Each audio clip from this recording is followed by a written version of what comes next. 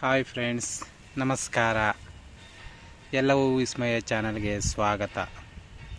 2024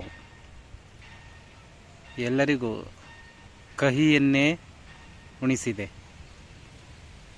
ಸಿಹಿಯನ್ನು ಅನುಭವಿಸಿದ್ದು ತುಂಬ ಕಮ್ಮಿನೇ ಅಲ್ವಾ? ಹಾಗೆ ಈ 2025ರಲ್ಲೂ ಹೇಗಿರುತ್ತೆ ಅನ್ನೋದು ಗೊತ್ತಿಲ್ಲ. ಆದರೆ ಕಹಿ ಸಿಹಿ ಎಲ್ಲವೂ ಸಮನಾಗಿ ಹಂಚ್ಕೊಂಡು ಜೀವನ ಮಾಡ್ತಾಯಿದ್ದೀವಿ. ಆದರೆ ಹೊಸ ವರ್ಷ ಅಂದ್ಬಿಟ್ಟು ಹೊಸದಾಗಿ ಏನೂ ನಡೆಯೋದಿಲ್ಲ. ಜೀವನ ಅದಕ್ಕೆ ಸಾಮಾನ್ಯತೆ ಅನ್ನೋದು ಇದ್ದೇ ಇರ್ತದೆ.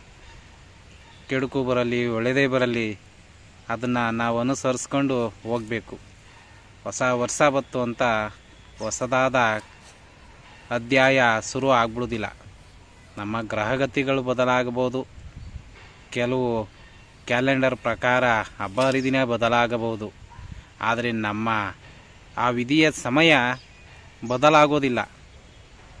ನಾವು ಇಷ್ಟು ದಿನ ಹೇಗೆ ಗಟ್ಟಿಯಾಗಿ ಜೀವನ ಮಾಡಿದ್ವೋ ಅದೇ ಗಟ್ಟಿತನದಿಂದನೇ ನಾವು ಜೀವನ ಮಾಡಬೇಕು ಅಲ್ವಾ? ಆ ಗಟ್ಟಿತನ ನಿಮ್ಮ ಮನಸ್ಸಲ್ಲಿದ್ದರೆ ಕಷ್ಟಗಳು ಎಷ್ಟೇ ಇದ್ದರೂ ಅದನ್ನು ಅರೆದು ಕುಡ್ಕೊಂಡು ಅದ್ರ ಜೊತೆ ಬೆರೆತು ಜೀವನ ಮಾಡ್ಬೋದು.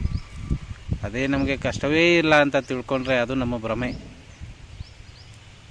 ಆದಷ್ಟು ಆತ್ಮವಿಶ್ವಾಸದಿಂದ ಜೀವನ ಮಾಡಿ, ಉತ್ತಮ ಕರ್ಮಗಳನ್ನು ಮಾಡಿ, ಉತ್ತಮ ಫಲ ಖಂಡಿತ ಸಿಗುತ್ತೆ. ಆದರೆ ದಾನ ಧರ್ಮ ಅನ್ನೋದು ನಮ್ಮ ಕೈಯಲ್ಲಿ ನಮ್ಮ ಮನಸ್ಸಲ್ಲಿ ಇರಬೇಕು. ಯಾಕೆಂದರೆ ನಾವು ಮಾಡಿದ್ದು ಮುಂದೆ ನಮಗೇ ವಾಪಸ್ಸಾಗುತ್ತೆ.